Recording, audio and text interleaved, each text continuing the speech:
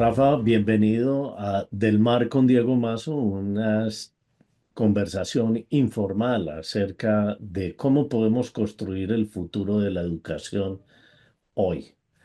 Creo que es una conversación muy interesante, sobre todo en estos momentos que estamos viviendo de retos en la educación.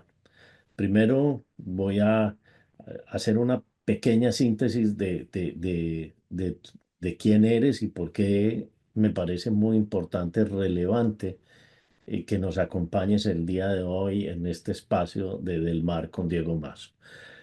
Rafa de Cárdenas tiene un MBA del MIT, Estudios de Administración de la Universidad Autónoma de Madrid, pero aparte de eso tiene un recorrido súper interesante. Ha sido fundador de empresas como Hatchock y también su director general y director académico. Ha trabajado en diferentes compañías. Hatchock es una compañía que se funda en el Silicon Valley y en su momento como una combinación de tecnología y educación para promover soluciones para las organizaciones educativas. Pero aparte de eso, Rafa también ha servido en la infantería del ejército español, se ha desempeñado en diferentes compañías alrededor de Latinoamérica y Europa y últimamente fundó una compañía que se llama Tete Fostering Leadership, una compañía dedicada a ayudar a los líderes a afrontar situaciones de retos, de crisis o de crecimiento. Así que tenemos un invitado muy calificado para el día de hoy, para este tema tan especial, que es entender cuáles son los vectores, cuáles son las fuerzas que están ayudando en todo el tema de cambio y por qué ese cambio cada vez es más acelerado. Rafa, bienvenido. Qué bueno tenerte con nosotros el día de hoy.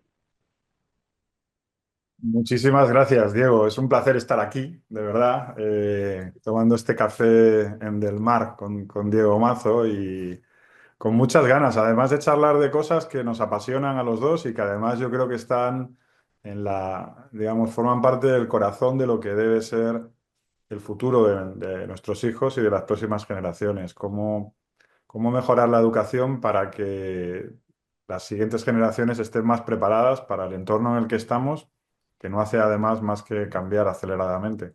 Un placer estar aquí. Muchas gracias.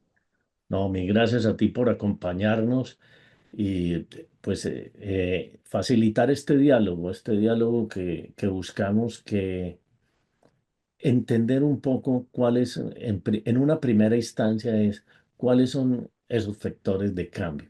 ¿Por qué las organizaciones como el Banco Mundial, el World Economic Forum, hasta la misma UNESCO o la OIT, hoy nos dicen, oigan, hay que preparar la gente para estas competencias, las competencias están cambiando?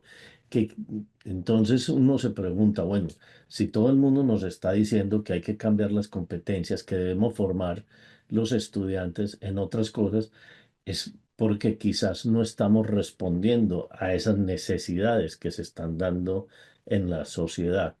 Eh, y entonces, ¿tú cómo lo ves desde ese ejercicio profesional de ayudar a las compañías a resolver estos retos? ¿Qué es lo que no están encontrando las compañías en nuestros estudiantes, en la educación que se está brindando el día de hoy en las diferentes universidades? Es que es muy interesante esto, Diego. Yo creo que además es, de hecho, el que dicen en República Dominicana, el pollo del arroz con pollo. O sea, esto realmente es la esencia de lo que está pasando en el mundo, en las compañías y precisamente la clave que hay que resolver.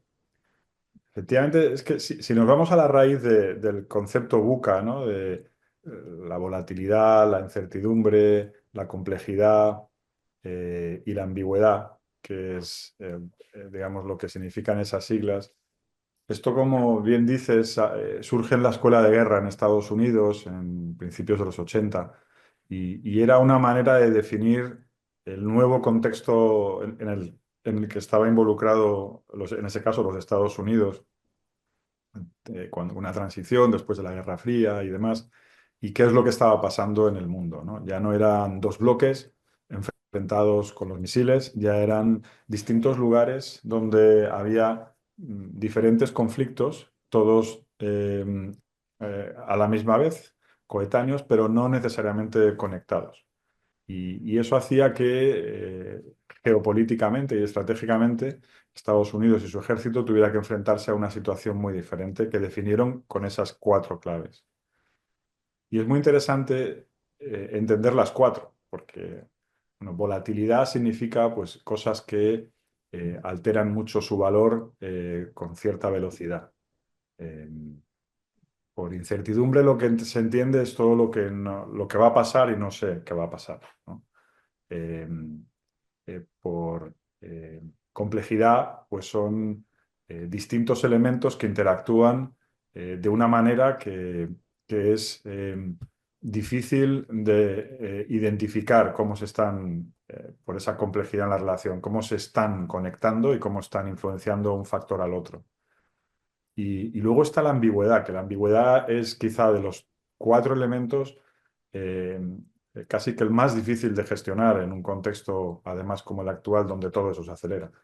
Y es que la ambigüedad lo que nos dice es que no sabemos si algo que está sucediendo, no sabemos identificar qué es y tampoco sabemos identificar si es bueno o malo para mí. Eso que está pasando ahora, si esa tendencia del mercado me va a venir bien a mis productos o no y cómo va a influenciar. Por lo tanto, la ambigüedad afecta al presente, no tanto al futuro. La incertidumbre habla más del futuro. Pero claro, cuando estas cuatro cosas las pones juntas y hay una situación en la que los factores que hay están continuamente subiendo y bajando a un ritmo que no controlo, cuando además no sé lo que está pasando, si esto es bueno o malo, que suba mucho esta variable, no sé si me va a afectar positivamente o negativamente, cuando además no sé qué va a pasar mañana por la incertidumbre y cuando todos esos factores están entremezclados de una manera muy que no hay correlación, pues todo eso convierte la vida a la que hoy nos enfrentamos en muy difícil de gestionar y las compañías en particular. Y a esto hay que añadir un factor que viene después de esa definición de VICA y de BUCA, que es la aceleración de estos procesos, que es lo exponencial. Y eso ha pasado a partir de esa fecha y cada vez es más exponencial, incorporándose elementos como la inteligencia artificial y otros muchos, en los que todo pasa, todo eso sigue pasando y además pasa a una velocidad inusitada, a una velocidad que el cerebro humano casi no está preparado para procesar. Hay estudios que dicen que lo que una persona procesaba en toda una vida en la Edad Media, hoy lo estamos procesando en 2 horas, por la cantidad de influjos de información, de datos que llegan a nuestro cerebro a través de un teléfono celular, de un correo, de las noticias, de nuestros hijos. Todo sucede a una velocidad que el ser humano obviamente es capaz de muchas cosas, pero y lo vamos a seguir, nos vamos a seguir adaptando a ese cambio y anticipándonos, pero realmente no es sencillo y todo eso requiere de un entrenamiento, requiere de una preparación. Y bueno, por eso estamos aquí hablando hoy, porque en realidad los sistemas educativos yo creo que tienen que entender que este es el contexto y que es un contexto que a esta velocidad y con estos cambios no había sucedido nunca antes en la historia. Sí, aquí estás eh, en esta introducción que hacemos y hablando un poco sobre los entornos VICA o BUCA, dependiendo si en español o inglés. eh, Veo como hay tres grandes cosas que estás mencionando. Uno es la velocidad del cambio. La velocidad del cambio, el cual cada vez es mucho mayor, más acelerado, ¿cierto?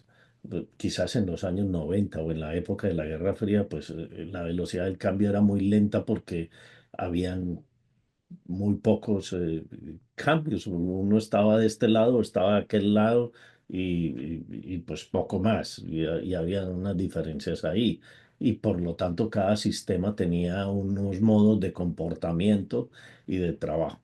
Entonces, pero después de la Guerra Fría, que también pasa un poco con todo el tema de la aparición de los ordenadores, los microordenadores o computadores personales en los diferentes mundos de la informática aceleran ese cambio de una manera exponencial, como lo dices. El cerebro humano es malo, eh, es muy bueno para ciertas operaciones matemáticas, pero cuando se trata de elementos exponenciales, ya empieza a fallar un pilín un poquito, como diríamos nosotros. Entonces tenemos velocidad del cambio, tenemos también que la complejidad, como la defines, es una cantidad de actores o diferentes elementos que empiezan a intervenir y que hacen que estén más interconectados el día de hoy, ¿cierto? Y eso implica entonces, por ejemplo, temas como eh, que los actores no necesariamente son los locales, los que teníamos en aquella época, porque también hay que recordar que por aquellos días, el mundo todavía tenía algo de proteccionismo, algo de nada más entornos locales o entornos de lo- de- del país o de la región en la que operabas. Entonces, estamos incluyendo múltiples elementos dentro del sistema y por ende, eh, pues otro tema que es ya un concepto global. Estos tres grandes factores hacen que obviamente el tema de educación pues tenga que brincar y dar unos saltos a crear nuevas teorías, nuevos conceptos, nuevos esquemas de liderazgo para poder que la gente responda a esas nuevas necesidades y sea capaces de enfrentar eh, estos temas, ¿cierto? Es un poco lo que te voy entendiendo de este primer bloque de en qué entorno nos movemos, ¿cierto?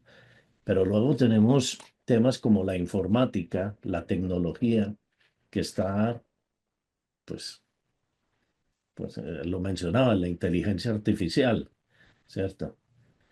¿Y tú en qué crees que estamos, o sea, en este momento? Porque hay algunas personas que creen que en este tema de inteligencia artificial apenas vamos en la punta del iceberg, o sea, como a principios de los 90 cuando estaba apareciendo Internet. ¿No? ¿Cómo es este tema? Pues mira, íntimamente conectado con lo que estábamos comentando al principio, sucede que, por ejemplo, la capacidad de procesar información y datos de la computadora más sofisticada que tenía el Apolo que oyó la Luna, la nave espacial que llegó a la Luna, eh, su capacidad de procesar datos e información es más pequeña, pero miles de veces más pequeña, que el teléfono más sencillo que hoy esté en el mercado. No ya un super smartphone de gran marca, el más sencillo que pueda haber en el mercado. Eso no han pasado tantos años. Yo recuerdo cuando era lógicamente muy pequeño, pero el hombre olió la luna hace una edad que está dentro de mi generación. Y aún así, fíjate el cambio en estos años. Esa velocidad es altísima, pero además es que se está incrementando exponencialmente y la inteligencia artificial nos lo dice. Cuando ahora se habla de poner lugares, centros de datos en determinados lugares, que esto para que la inteligencia artificial pueda trabajar más rápido y mejor, el consumo de energía que estos lugares tienen de procesamiento de datos es tremendo. O sea, son máquinas, computadoras, tecnología que son capaces de trabajar a una velocidad altísima y que a la vez están requiriendo retos en todos los ámbitos, desde el punto de vista de adaptarnos a eso, pero también incluso de profesiones que no existen hoy y que van a existir, que no existían ayer y que se necesitan ya hoy. Y no estamos preparando a nadie todavía para eso en general, ¿no? Eh, y en ese contexto, cuando dices, bueno, ¿cómo afecta todo esto a la educación? Pues aquí hay distintos elementos, porque una cosa son las herramientas, las tecnologías, todo esto son cosas que necesitamos, ¿no? Y los estudiantes de hoy las necesitan para poder vivir en el mundo que se desempeñan. Nuestros bisabuelos, pues con una azada en el campo, funcionaban. Nuestros abuelos entraban a trabajar en una empresa y ya toda la vida estaban en ella. Eh, Nosotros ya hemos tenido una carrera diferente. Tú en la mía ya has mencionado y hay varias cosas en unos años y todavía me queda vida laboral y activa. Ya nuestros hijos eso va a ser otro cambio muchísimo más acelerado y la siguiente generación nos cuesta predecirlo. Para esos contextos, las herramientas que tú necesitas son diferentes. Primero, uso de herramientas, me refiero. Pero sobre todo, es que tenemos que estar armados por dentro, nuestra estructura, desde la parte neurológica hasta la parte que tiene que ver con cómo procesar las emociones que eso lleva, de cómo procesar, eh, eh, digamos, la gestión de esos cambios y de esa velocidad, requiere de unas habilidades en nosotros para las que en general no se está educando en la educación primaria, al menos en los sistemas públicos de los países que conozco, y luego resulta que esos chicos están llegando a la educación superior sin muchas de esas habilidades y de esas herramientas adquiridas. A veces solamente sí tienen el saber usar algunas herramientas, como un iPad, por ejemplo, o un tablet. Pero eso es solo una herramienta. Si tú no sabes una herramienta que no sabes para qué la estás usando o el potencial que tiene, pues al final te la puedes quedar para ver vídeos solamente, ¿no? Cuando el potencial que tienen esas herramientas es mucho mayor si tu marco mental de cómo elaborar cosas y trabajar con ellas no ha cambiado antes. Una herramienta que te la den sin que hayas decidido cómo cambiar tu manera de trabajar no va a cambiar tu manera de trabajar, sencillamente vas a hacer otras cosas. Y yo creo que esto es lo que el reto de la educación de verdad, es preparar a la persona, a la fuerza laboral, a los emprendedores, a todo el que se desempeñe en el mundo de la empresa, es prepararnos para vivir, no solamente vivir esos cambios, sino, yo siempre digo que el reto no es sobrevivir en el contexto buca, Vica en español, como decías, no, no es sobrevivir, no es, imagínate que fuera Vica fuera como el mar, ¿no? Hablando del mar de Diego Mazo, imagínate que eso fuera, bueno, me sumerjo en ese contexto Vica y claro, aguanto 3 minutos o 3 segundos. Cuando me sumerjo más veces, ahora aguanto 6 segundos y un poquito más me entreno y a lo mejor soy capaz de aguantar 1 minuto, 2 minutos, incluso 3 minutos si ya soy casi un profesional o 4 minutos. Pero el reto aquí no es que nos metamos en ese mundo a ver cuánto aguanto respirando, es que se convierta en nuestro medio, es que nos convertamos como en un pez que en ese mar se siente tan cómodo como si estuviera fuera. Ese es el reto y eso es lo que de alguna manera, por ejemplo, mi generación, yo siento que nos metemos en toda esta velocidad, a veces aguantando la nariz a ver cuánto aguanto y luego salgo al mundo analógico porque tengo que respirar. Este es el reto de la educación que se viene, que el medio en el que se van a desempeñar estas generaciones de profesionales tiene que ser exactamente igual a como nos desempeñábamos los demás en el ámbito analógico. Y eso la educación no lo está haciendo y hay maneras de hacerlo y eso es el reto que hay que superar y la oportunidad que hay para las instituciones educativas. Claro. Cuando tú trabajas, porque me parece muy interesante, porque tú trabajas con líderes, les ayudas a los líderes a enfrentar retos, a enfrentar situaciones, problemas. eh, pues entonces aquí como una primera pregunta es, ¿qué tanto de esos problemas, qué tanto de esos retos es generado por una falta de entendimiento de cómo está evolucionando el entorno, cómo está evolucionando el mundo? O, mm, y obviamente la adaptación a este tema, ¿qué tanto de eso es no entender muy bien el contexto en el que estamos viviendo hoy en día y querer tratar de seguir viendo el mundo como lo veíamos, pues cuando esta persona, este líder empezó o estuvo al frente de eso? ¿Tú crees que ahí eso es lo que marca una diferencia y es lo que genera tal vez algún parte de estos problemas? Sí, Diego, definitivamente sí. Yo creo que y cuando hablamos de esto en general hablamos siempre de generalizaciones que siempre son injustas. Por supuesto, hay muchos tipos de perfiles de liderazgo, pero en general un- una, digamos, una característica de una inmensa mayoría de las personas que están en posiciones en las que pueden ejercer un liderazgo que impacte a mucha gente. Por aquí también quiero distinguir, eh, una cosa es ser jefe en una organización, es decir, una posición jerárquica, donde ahí tengo una autoridad que me viene dada por un cargo y tengo unas tareas de gestión, de dirección, de management, eh, que eso requiere de unas habilidades. Y una cosa diferente es liderar. Liderar es, digamos, una tarea que tiene que ver más con definido casi que como concepto clásico, histórico, y luego ya hay muchas escuelas para entenderlo, pero liderar era más en el campo de dar un ejemplo, era más el campo de inspirar, era más el terreno del liderazgo, era más el terreno de, incluso una conceptualización clásica de esto era, el líder tiene seguidores, ¿no? Y es que al final lo que hace inspira a otros y de alguna manera la gente le quiere seguir.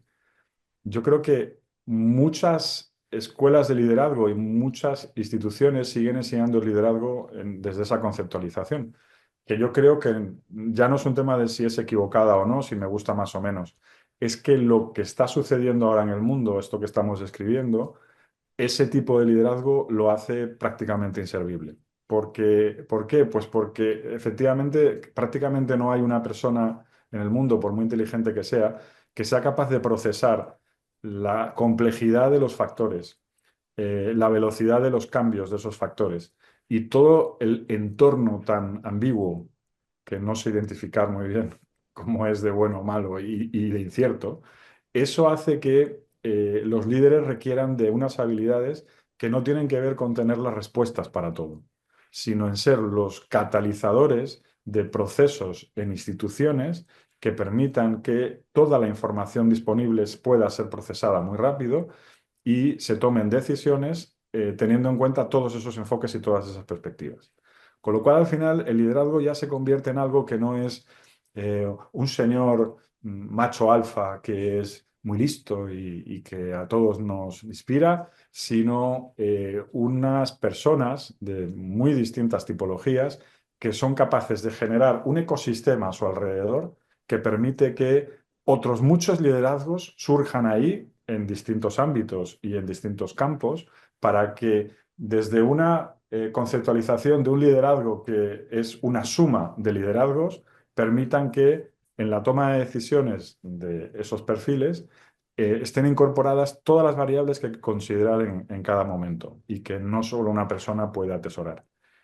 Eso en general es lo que necesita hoy un líder y eso es en lo que hay que entrenarlos, en que no tienen todas las respuestas y está bien que no tengan todas las respuestas, porque es que nadie puede tener todas las respuestas. Bueno, aquí abres pues has abierto muchos temas para discutir y para conversar, pero voy a tratar de ir conectando unos con otros en el sentido de la importancia que tiene lo que decías ahorita, pero lo voy a conectar con esto y es dos cosas fundamentales. Y aquí decía José Antonio Marina, quizás uno de los filósofos vivos más importantes que hay hoy en día, que decía que Magnífico. la única forma de que una sociedad pueda progresar es que sea capaz de aprender más rápido que la velocidad de cambio. Pero con esta velocidad de cambio, esa tarea está un poquito difícil, ¿cierto? Y también mencionabas dos cosas, entonces, bueno, estoy poniendo el eje de velocidad, de capacidad de aprender con algo que conectabas. Bueno, entonces, ojo, quizás ya no, la necesidad de aprender no se centra en las herramientas, sino en esos marcos mentales que estabas mencionando ahorita. Y dentro de esos marcos mentales pues marcos mentales más competencias, más herramientas, nos permiten enfrentar este entorno tan complejo en el que estamos viviendo, teniendo la lógica de que las herramientas cada vez van a ir evolucionando y que tu capacidad de aprender a manejar una herramienta, pues vas a tener que esforzarte en aprender esto, pero que siendo consciente de que esa herramienta se va a volver obsoleta en, no sé, en X tiempo, en X número de tiempo, pero que lo importante es tener esa competencia para enfrentar cierto tipo de cosas. Y en esto que estás hablando, tocas un tema que yo creo que ha sido olvidado por la educación, ¿cierto? Y es el manejo de los sentimientos. Cómo el manejo de sentimientos afecta a un líder. Y entonces aquí viene como la gran pregunta. En las universidades y también en los colegios nos centramos mucho en el contenido, en apréndase la teoría tal, en sepa despejar la variable tal, en encuentra el valor de dinero en el tiempo, segmente el mercado y otro poco de cosas. Y en cada área de disciplina, pues les enseñan todo esto. Pero quizás hoy tenemos que enseñar otras cosas y tocabas ese punto y quiero cuál es tu opinión, porque decías enseñarle al líder, por ejemplo, que no se las sabe todas. O, y, pues muchos líderes reconocer que no se las saben todas les genera inseguridad o le genera miedo de que la gente piense que, wow, si yo no me las sé, entonces ¿cómo van a confiar en mí? Entonces hay un tema de inseguridad o un tema sí, de inseguridad, diría yo, de, de vulnerabilidad en que si no me las sé, mi gente no va a confiar en mí. Y eso es un nuevo tema que se está discutiendo ahora en el tema del liderazgo. ¿Cómo deberíamos las escuelas, las universidades enfocarnos un poco en desarrollar este tema de manejo de sentimientos, de manejo de emociones, bueno, no sé si eso es lo que llamamos inteligencia emocional. Sí, yo, a ver, en esto soy un convencido y además varias cosas muy interesantes has mencionado. Una, los dos admiramos a José Antonio Marina. De hecho, me lo encontré hace un año y medio en la cafetería de un hotel en Cáceres y estuvimos charlando un rato. Yo lo recordaba de otros tiempos en que en una organización en la que trabajé, pues él venía a darnos charlas y al equipo de liderazgo a tratar de poner luz en todo esto, ¿no? Y efectivamente concuerdo muchísimo con su entendimiento del ser humano y estoy de acuerdo contigo en que filósofos vivos de esta categoría quedan pocos como él. Eh, Hay una cuestión ahí muy interesante que la comentas, ¿no? Y son las emociones. Aquí tengo otra cosa que comentar y es que un gran amigo mío y maestro, Diego Mazo, me dijo hace unos años, cuando yo tenía un hijo que tenía solamente 2 años, que a él le parecía mucho más importante en determinadas edades eh, que un niño fuera capaz de procesar las emociones de lo que estaba viviendo, aunque ni siquiera pudiera hablarlas, porque todavía no tiene capacidad verbal.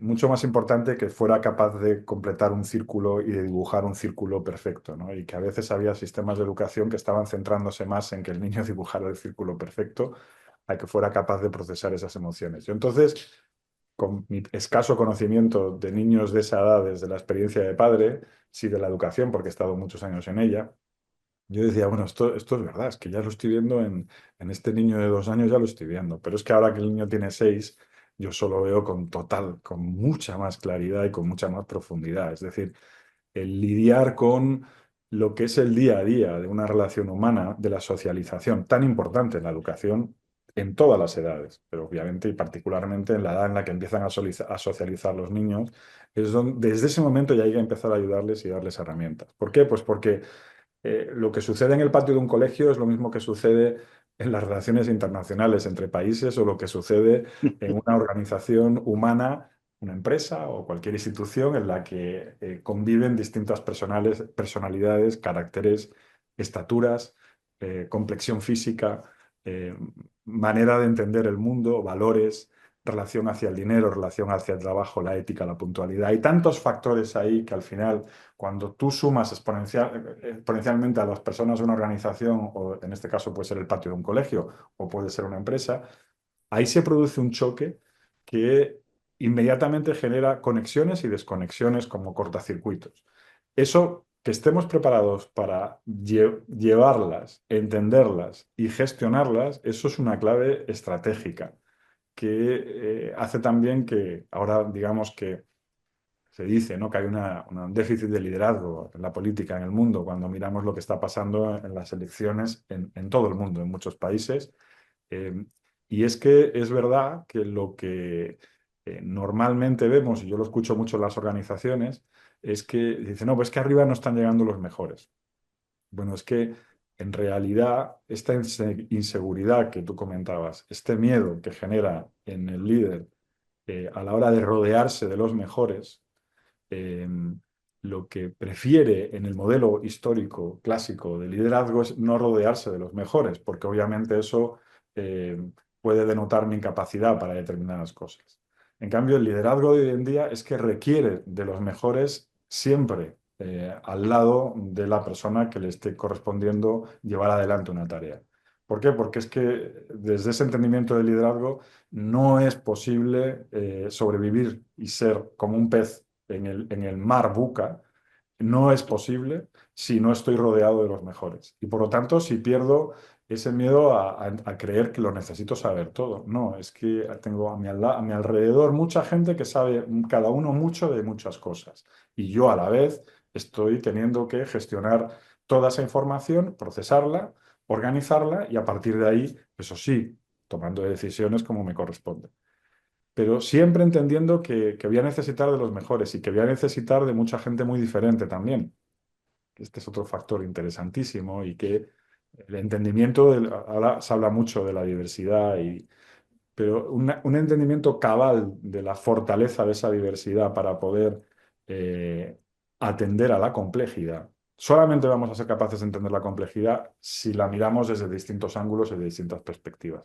Y para eso necesitamos, por muy abiertos de mente que seamos, necesitamos estar rodeados de gente que cada uno desde su mirada va a entender la complejidad desde un lado distinto y la foto de todo eso junto me va a dar una medida más real de lo que estoy enfrentando.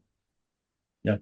Y eso, obviamente, al tener esa medida, al identificar mejor los diferentes componentes que están afectando eh, pues la organización o el entorno en el que nos movemos, pues nos permite mirar cuáles son los elementos que debemos incluir en una posible solución o en entender algunas de las situaciones en las que tenemos que tomar o cuáles son las mejores tecnologías o qué escenario nos tenemos que enfrentar.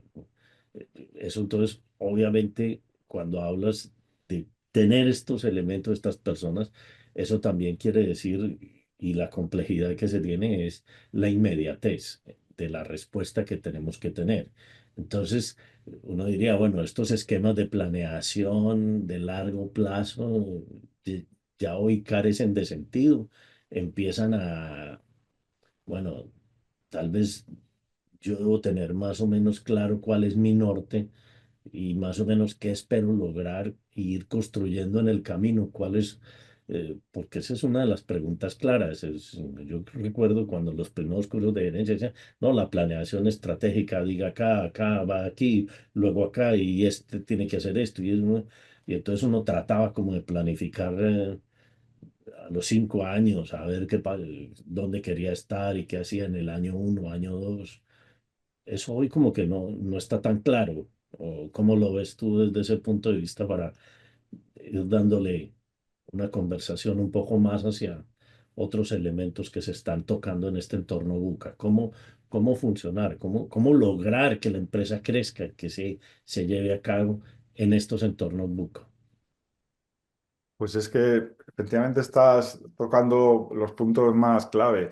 Eh, Mira, es que efectivamente yo ahí tengo una anécdota muy curiosa. Por cierto, excelente el café de Colombia este que me enviaste, ¿eh? Es muy rico, Qué bueno que te gustó. delicioso. Mira, yo recuerdo cuando yo llegué a Argentina en el año 2001.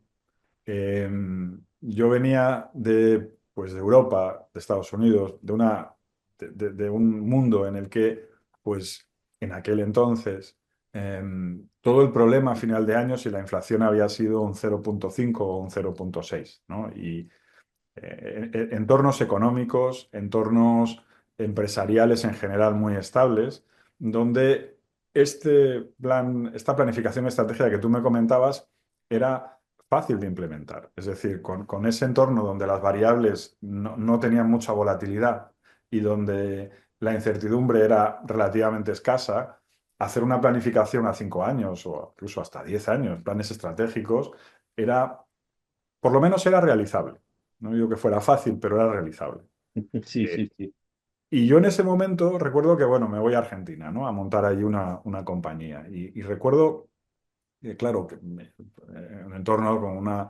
Llegó, fue la etapa justo anterior del famoso corralito y el corralón que sucedió en Argentina a principios de los 2000, donde la moneda en cuestión de 3 4 meses respecto al dólar pasó de 1 a 1 a 1 a 6. Las tasas de inflación subían al cielo. O sea, unos contextos donde la variabilidad de todo era tremenda. Y yo recuerdo que estaba armando el equipo de esa empresa y cuando hacía entrevistas, yo me acuerdo que al principio me sentaba con las personas y les decía, bueno, ¿tú qué te ves haciendo dentro de 10 años, ¿no? Para armarme del equipo allí. Y yo recuerdo que la gente me miraba con una cara, 10 años. No sé, o sea, yo esta es una pregunta que hacía en Europa y me respondían con relativa facilidad. Es más, de hecho, en esa época en Europa, yo recuerdo cuando me incorporé al mundo de la empresa, yo me acuerdo que a mis superiores yo los miraba como casi que un modelo, ¿no? Bueno, pues se vestían como a mí me gustaría vestirme cuando tuviera su edad. Tenían un auto que a mí era el que me gustaría tener cuando pudiera permitírmelo. Tenía una señora y una familia, vivían en un barrio que era el que yo aspiraba. Estaría muy bien si yo pudiera llegar ahí. Eso hoy no sucede y ese es otro elemento que podemos comentar, ¿no? Estos cambios tan rápidos hacen que las nuevas generaciones a las que tenemos que liderar o orientar ya no nos miran con esa misma admiración o con esa misma casi que aspiración que yo miraba antes a los que estaban por encima de mí, ¿no? Y más antiguos o de mayor edad. Pero lo que yo sí notaba es que en Europa esa pregunta a nadie le chocaba. ¿En 10 años? Bueno, yo creo que me imagino en esta misma empresa, pero en un cargo de más responsabilidad haciendo esto. O no, me imagino, quiero dar el salto a otra industria porque no sé qué en 10 años, ¿no? En Argentina nadie me contestaba esa pregunta de los 10 años. Entonces, claro, pero bueno, voy a tener que cambiar la pregunta. Entonces la bajé a 5 años y tampoco me sabían contestar. Entonces ya terminé bajándola, bueno, el año que viene bajé a 3 años y ya me quedé, bueno, el año que viene, ¿qué te ves haciendo? Y ahí ya sí me contestaban. Era un ámbito en el que ya se atrevían a mirar con menor incertidumbre, ¿no? Y donde la complejidad era mucho más fácil de gestionar. Hombre, de aquí a un año sí me atrevo a decirte lo que me veo haciendo. Eso refleja, en aquel momento Argentina, es lo que está sucediendo hoy en todo el mundo, en todos los planos y mucho más aceleradamente. Y es que las variables no nos permiten casi mirar a dentro de 6 meses, con lo cual ni mucho menos mirar a 3 o 5 años. Lo cual no es malo, eh, pero sí requiere una mentalidad que es mucho más ágil y de alguna manera de entender que como no puedo conocer todas las variables, a la vez no me puedo parar por el análisis, porque como en el análisis tan profundo que antes hacía, ese es el que me daba seguridad para avanzar, ahora siento que como no soy capaz de hacer ese análisis tan completo, entonces me cuesta caminar. Y eso es lo que no debe ser. Mira, fíjate que esta semana que viene voy a estar en Silicon Valley con estudiantes de Westfield Business School, la escuela de negocios acreditada oficialmente de Miami, que es parte del grupo Prisma. Y ahí vamos a estar con 60 estudiantes y generalmente ahí tocamos en Silicon Valley es una de las semanas que tiene Prisma presenciales y cada una tiene una temática. La de Silicon Valley es sobre nuevos modelos de negocio, sobre innovación, cómo llevar los aprendizajes de las empresas que nacen y crecen y tienen éxito en Silicon Valley, cómo aprender de eso para organizaciones que no están en ese mismo ecosistema, que es el Silicon Valley, porque en otros lugares, como pasa con una planta, la vegetación en los Alpes y la temperatura y la presión atmosférica no es la misma que en Antioquia o que en California. Entonces, al final, en ese ecosistema, en cada uno de esos 3 ecosistemas se dan plantas distintas, se da una vida diferente, ni mejor ni peor, distinta. Tratar de sacar cosas de un lugar como Silicon Valley y llevártelas como un flan a otro lugar no funciona. Pero sí que funciona analizar qué es lo que hace que eso qué elementos hay detrás de eso para que tenga éxito. Y eso es lo que tratamos de hacer en esa semana, ver qué elementos de lo que sucede en Silicon Valley lleva al éxito en el campo que es hoy más acelerado en cambios, que es todo lo que tiene que ver con el procesamiento de interacciones en Internet, en la red y a través de la tecnología para generar negocios y para generar intercambio de bienes y mercancías entre seres humanos.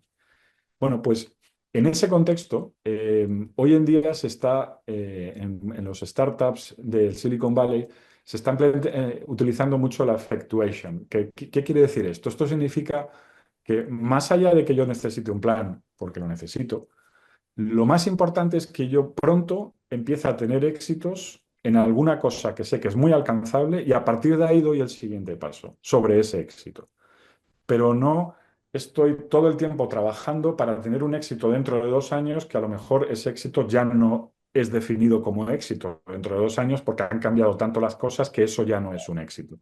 Y he Claro, estado trabajando 2 años para llegar a un sitio, a un puerto, esto en navegación, que a ti y a mí a los dos nos encanta, estoy llegando a un puerto en el que cuando llego, pues allí ya no hay nadie, se han ido. Entonces, ¿para qué he estado navegando todo el Pacífico para llegar a este puerto que aquí me dijeron que había un metal precioso y ya no lo hay? Bueno, pues te sientes como que has hecho el tonto todo este tiempo navegando hasta ahí. En ese sentido, esto cobra mucha vigencia y es, voy a ir aprovechando estas oportunidades que claramente me van a permitir establecer una plataforma sobre la que dar el siguiente paso más sólidamente. Y esto de nuevo es un cambio de paradigma que tiene que ver con el mundo ICA y con la aceleración. Y es que ya no me vale planificar a tanto plazo, necesito ir dando pasos sólidos, exitosos, sobre los que seguir construyendo sólidamente el siguiente paso. claro. Esto conecta muy bien con lo que estamos hablando, ¿cierto? Si no podemos digamos, planear a largo plazo porque obviamente las condiciones son supremamente cambiantes. Tenemos que ir conectando, tratar de conectar los puntos, como decía Steve Jobs, aunque uno solamente los conecta hacia atrás, que sabe para dónde va, pero bueno, también tiene que ir buscando más o menos cuáles son los puertos a los que debe ir para poder ir adaptando y para poder ir conectando este tipo de cosas nos lleva y la velocidad a la que estamos trabajando, a la que se está dando el cambio, obviamente con el ejemplo que ponías, bueno, me voy sumergiendo en el mar, 30 segundos, un minuto, me voy preparando, pues nos lleva a que las competencias y las cosas que tenemos que desarrollar en las personas son cada día diferentes a las que nos formamos nosotros. Y entonces, entendiendo todo esto, yo siempre le digo a los profes que la labor en la educación es un poquito compleja porque tenemos que despejar tres ecuaciones que no tienen variables comunes, ¿cierto? Y es que nosotros tenemos que formar para los problemas del mañana con los paradigmas de hoy y nosotros los profesores y los directivos que somos de ayer. Entonces, en este entorno buca, Rafa, bueno, ¿cómo hacemos las instituciones o cuáles serían tus recomendaciones como para ir redondeando algunas ideas para resolver esas tres ecuaciones en este entorno que estamos viviendo? ¿Qué deberían enfrentar o cuáles deberían ser esa lectura del entorno que deben hacer las instituciones educativas para preparar a esos muchachos para el mañana, partiendo de las realidades de hoy y nosotros que somos de ayer? Buah, bueno, esto es o sea, digamos que si le damos, somos capaces de definir esto, el mundo lo cambiamos en 10 minutos. Bueno, Eh, intentemos por lo menos. y esto es la maravilla de dedicarte a la educación, que es que em, puedes intervenir realmente de una manera en la que se produzcan cambios realmente impresionantes. Es cierto que no son cambios rapidísimos nunca, porque la educación es una cosa que lleva su tiempo, pero sí que es verdad que es lo que de verdad transforma las sociedades y la realidad. Mira, yo creo que aquí de esto también tú y yo hemos hablado mucho, o sea, como hoy, por ejemplo, sigue habiendo aulas de 30 estudiantes con un solo académico, profesor, instructor, llámalo X, como pasaba después de la Revolución Francesa, ¿no? En la que la escasez de docentes empuja a esa situación, ¿no? En la que un docente está delante de 40 personas eh, todas distintas, desde su manera desde su curva de aprendizaje, todas con diferentes emociones, todas con diferentes maneras de procesar la velocidad, a distinta velocidad cada uno de los procesos de aprendizaje, unos con más capacidades adquiridas desde el nacimiento para la lengua, otros con más capacidades para la matemática, lo que no significa que esos otros músculos no se puedan desarrollar. Pero hemos nacido todos con alguno de esos músculos más desarrollados, como pasa también en nuestros brazos o en las piernas, y en cambio con otros menos. Eso no significa que no se puedan desarrollar. Todas esas capacidades y habilidades de la inteligencia se pueden entrenar y se pueden mejorar todas. Pero eso que, no, es que al niño se le dan bien las matemáticas. Bueno, se le dan bien las matemáticas, pues eso no significa que que pueda ser magnífico en la lengua también, con la adecuada formación, entrenamiento y práctica. Aquí tocamos otro tema vital en la educación, ¿no? Y luego entra otra variable que es la evaluación. ¿Cómo evalúo eso? ¿Cómo lo mido? ¿Cómo veo el progreso en el aprendizaje?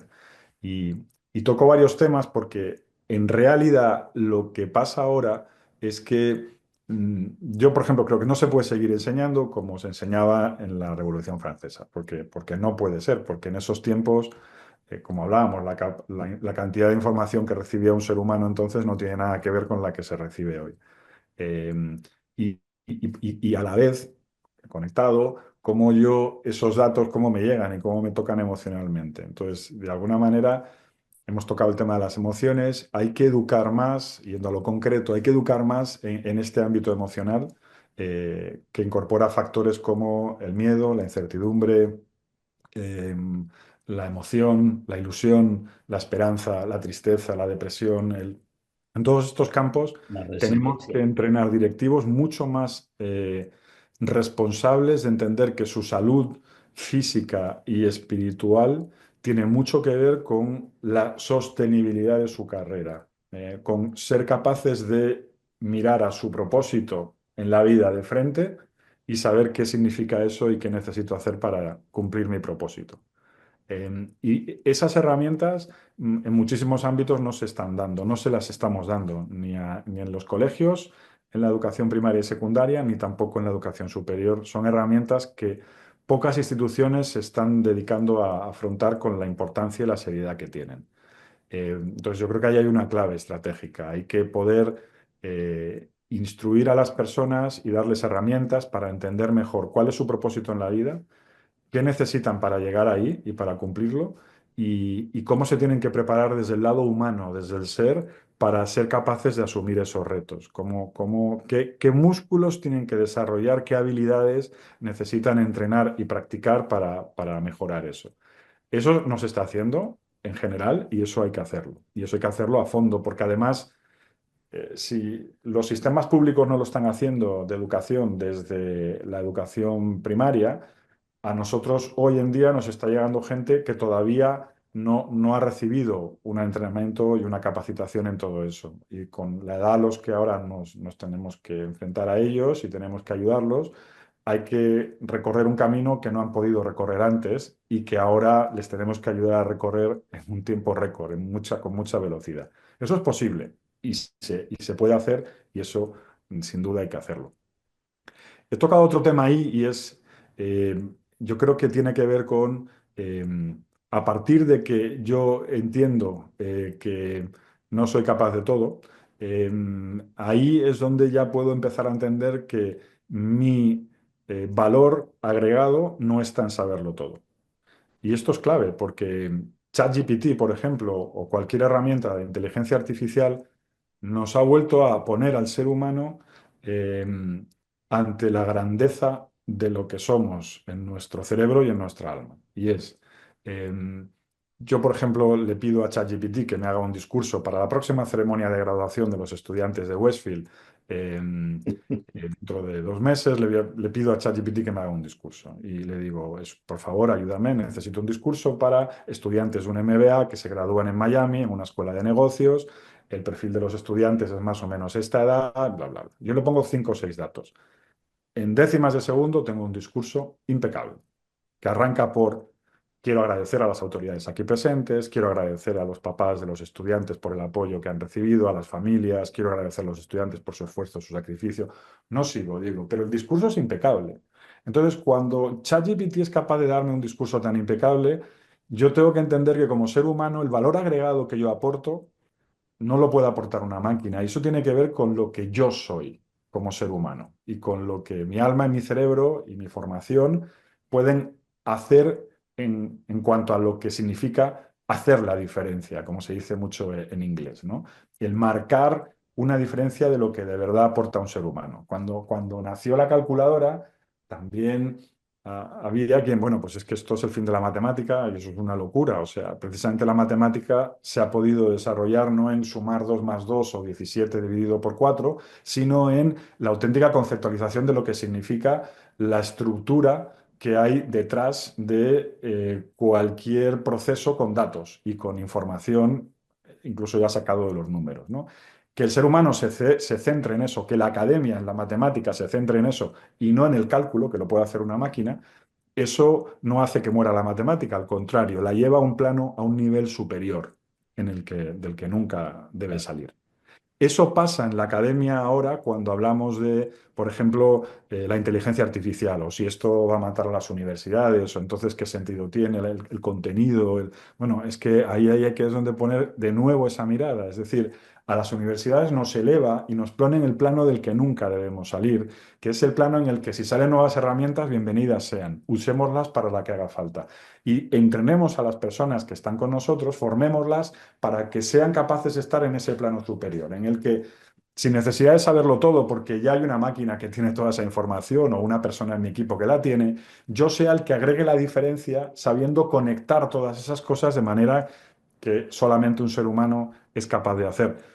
Y de nuevo vuelvo a las emociones. Ninguna máquina va a ser capaz de tomar una decisión si un coche auto o conducido por una computadora toma una decisión ética. Es un ser humano, lo puede hacer y la máquina menos. Pero como eso, mil elementos. El factor humano va a marcar siempre una diferencia y eso en las universidades tenemos que centrarnos en ese tipo de formación que al final es la que va a darle estructura en valores y en herramientas para a los estudiantes para ser capaces de lidiar con esos cambios tan acelerados de tecnologías y de tendencias. Lo que acabas de decir es muy potente porque, o sea, normalmente en la educación queríamos que la gente supiera hacer cosas, pero poco que nos conectáramos, poco que fuéramos más humanos, más empáticos, manejar mejor nuestros sentimientos, ¿cierto? Y ahora con la llegada de la inteligencia artificial y con el avance de todas las tecnologías de información, entonces los seres humanos entramos también a desarrollar un papel mucho más poderoso, que coincide un poco con un estudio que se hizo en los Estados Unidos sobre las profesiones y cómo la informática estaba impactando en el desarrollo de estas profesiones. Y decían que básicamente en los dos extremos, o sea, el más cualificado y el menos cualificado, era donde se iban a crear más oportunidades de puestos de trabajo porque eran menos repetitivos y necesitaban un contacto, o una conexión más humana. O en los hipercualificados, en donde pues ya teníamos un desarrollo de tecnológico mucho más amplio. Y entonces ahora con lo que acabas de mencionar, damos claridad de que esto necesita que nosotros como personas entendamos esa nueva dimensión, esa nueva relación de cómo nos estamos conectando y cómo deberíamos desarrollar la sociedad, ¿cierto? Que quizás podrán, no sé, se me ocurre aquí como preguntarte, ¿será que profesiones un poquito que hemos mirado con algún desdén o, o que no se les han dado la importancia de pronto, digamos, tan relevante en los últimos años como un filósofo, por ejemplo, que sea capaz de analizar otros temas, vuelven a resurgir hoy en día? Sin duda, sin duda. Yo creo que es esa vuelta a las esencias, ¿no? Eso nos permite. poner los pies en la tierra de nuevo y entender que la grandeza del ser humano, el que sea creyente y piense que es una creación de Dios o de una mente superior, inteligente, llamémosle Dios o no, o sencillamente, obviamente desde el punto de vista de cómo funcionamos, cómo funciona nuestro cerebro, nuestra inteligencia, nuestras emociones, el ser humano es una máquina maravillosa y muy sofisticada. No hay máquina tan sofisticada ni tan interesante en todos los ámbitos, ni tan capaz de crear cosas tan maravillosas como una sinfonía o un nuevo software o crear una obra literaria maravillosa, una novela como El Quijote y además en distintas épocas de la historia, cada una con la tecnología que había, como el ser humano no ha parado de creer y de evolucionar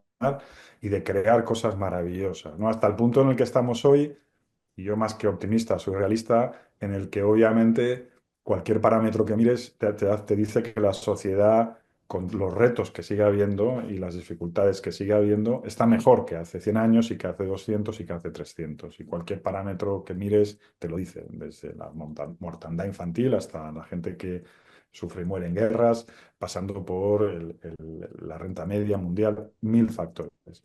Cosas por mejorar hay 3000, pero es que el ser humano es el que está capacitado para eso. Y esa máquina maravillosa que somos hace que a veces pensemos que la tecnología o las herramientas son las que nos hacen, o a veces hasta los roles que hacemos son las que nos hacen. Y ni los roles son lo que nos hacen lo que somos, ni las herramientas. Cuando yo me definía como agricultor con la azada que tenía, esa era casi que era mi identidad. Cambia la herramienta y entonces ya cambio yo. Bueno, pues eso hoy en día es casi impensable, pues que la herramienta cambia tan habitualmente en tantos ámbitos, porque para una cosa es una herramienta, para otra es otra, que al final no me puedo definir ni por la herramienta que utilizo, soy un programador en tal software, ni tampoco por el rol. Y de hecho esa es una de las claves, yo creo, Diego, de liderazgo en el mundo en general y en la educación, y tiene que ver con entender que no solo hay que educar a la gente en esto, yo soy un firme creyente, sino que un auténtico líder hoy en día, una de las características que tiene que tener es estar libre y sentirse libre.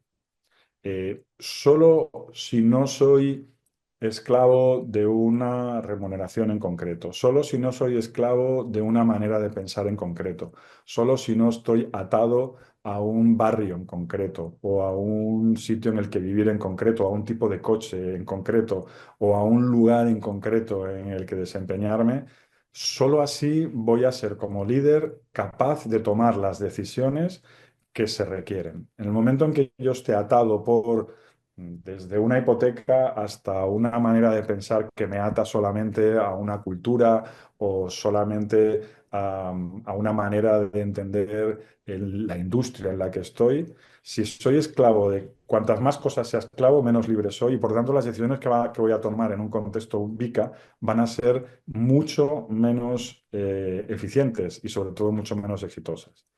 Y esa entrenar y formar a la gente en el entendimiento de que como seres humanos nacen libres y se tienen que desarrollar libres y cada vez tienen que ser más libres, avanzar en esos ámbitos de libertad individual a lo largo de su carrera, solo así veremos que incluso cuando se tomen decisiones desprendidas de lo que nos ata y las tomemos porque o es lo correcto o es lo necesario o de verdad es lo que se tiene que hacer y no lo que me está dictando una de las ataduras que tengo, ¿no? Ya sean ideológicas, intelectuales, económicas, etcétera.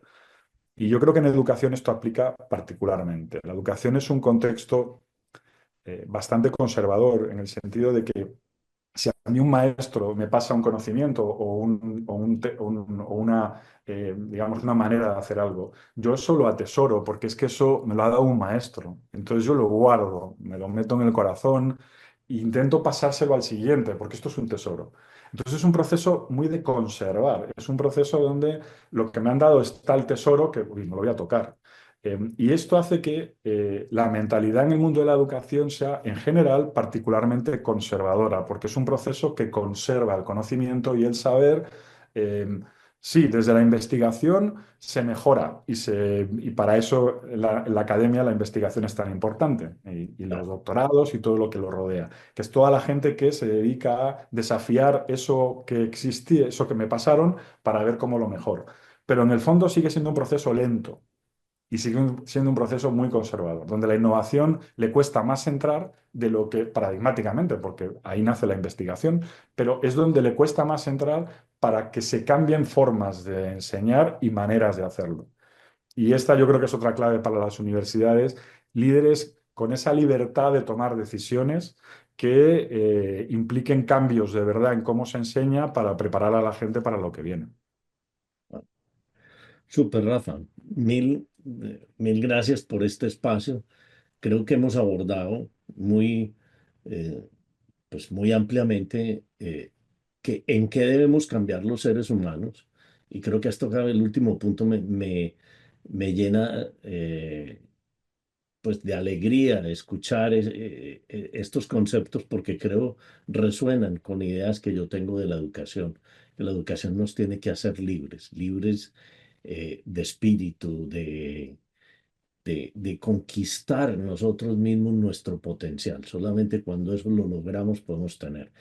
El hecho también de que vamos a entrar en una nueva etapa, yo creo, para los que, bueno, la historia de España y de Colombia es un poco diferente, pero no, pero yo creo que en resumen todos los países hemos tenido que ir pasando dificultades, cosas, y tal vez estamos pasando de un modo de supervivencia a un modo de prosperidad muy alto que ya vendrán otros temas porque desafortunadamente en la época de mayor prosperidad de la humanidad, donde todos estos datos que decías ahorita, hay gente que todavía, hay mucha gente que se siente muy mal y que se siente deprimida y sin esperanza. Y ese es un tema de problema mental que nos agobia ahora.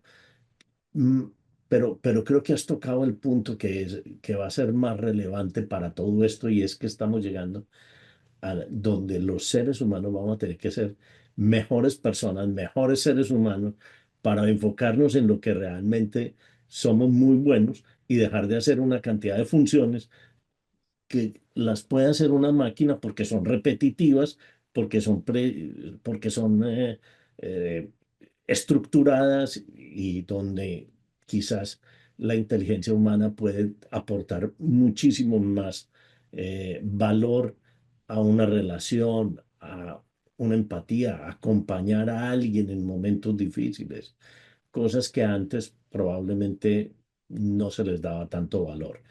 También nos has dicho un poco, nos has contado un poco cómo las organizaciones debemos enfrentar el futuro y cómo debemos tener esa capacidad de cambio y de resiliencia porque estamos en entornos que ya incluyen esos elementos. Entonces, así que mil gracias, Rafa. Ya solamente te voy a pedir una sola cosa, una sola pregunta, y es que si tú fueras el director de la UNESCO, hagamos de cuenta que la UNESCO es el ministerio, el supraministerio de educación de todos los países y que todos los países obedecieran, ¿cuál sería la reforma que tú impulsarías así, ya, a partir de hoy, toda la educación tiene que cambiar a esto? Pues mira, yo lo que dos cosas que creo que están relacionadas. Y te contesto dos porque creo que es que están muy relacionadas. Sin una, la otra no es posible. Yo creo que realmente habría que centrarse en no educar en la homogeneidad. Casi todos los sistemas educativos tienden a homogeneizar a las personas. Y por eso se dice, ¿no? En Francia el sistema educativo es así, en Inglaterra es así, hay otro modelo distinto, en Alemania es asado. Bueno, en realidad todos esos modelos educativos en cada lugar lo que terminan es por conseguir que la manera de pensar de todos los que salen de una escuela en esos lugares es más homogénea entre ellos que si lo comparas con el del país vecino, ¿no? Yo creo que el mundo actual eso se tiene que terminar. Esa homogeneización a través de la educación creo que debe dejar de existir. Creo que hay que atender realmente a que dentro de un aula hay 30 personas y son todas completamente distintas en su velocidad de aprendizaje y en el desarrollo de capacidades. Y hay que poder atender a eso.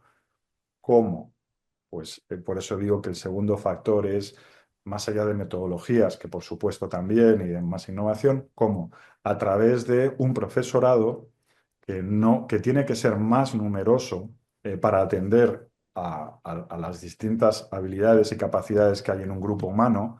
Y por lo tanto, hoy en este mundo, como decíamos, que hay mucha más opulencia, hay opulencia en muchas cosas y en otras no, sí nos podemos permitir más profesores y mejor pagados y mejor preparados y entrenados para el mundo que les queda. De manera que también hay que formarlos de una manera distinta.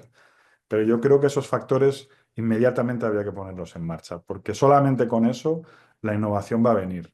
Con más personas capacitadas trabajando a la vez con distintas personalidades dentro de un aula, van a salir distintas maneras de enseñar y distintas maneras de innovar, porque además innovar en Francia no es lo mismo que innovar en Colombia o que innovar en China. En cada lugar hace falta adaptarse a lo que el lugar da. Pero esos dos cambios yo creo que están conectados, yo creo que inmediatamente traerían también el mejor talento a la educación, que eso no se hace falta, que venga no el que no sabe qué hacer, sino alguien que venga a hacer distinto este mundo. Yo creo que eso funcionaría, sí, creo. Excelente. Rafa, mil y mil gracias por estar con nosotros aquí en Del Mar con Diego Mazo y por tus enseñanzas y compartir tus experiencias el día de hoy. Creo que tenemos grandes aprendizajes, hemos entendido un poco este entorno en el que nos estamos moviendo y cómo debe evolucionar la educación. Así que te esperamos en un próximo, en otro Del Mar con Diego Mazo.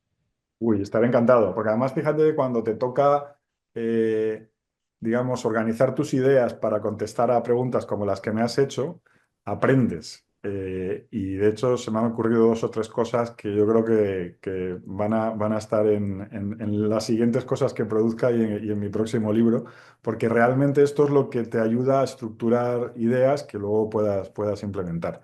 Y muchísimas gracias por el café del mar, que de nuevo, que es excelente. Un placer estar aquí y un honor, Diego. Muchas gracias. A ti, Rafa, mil y mil gracias. Nos vemos. Un abrazo. Un abrazo.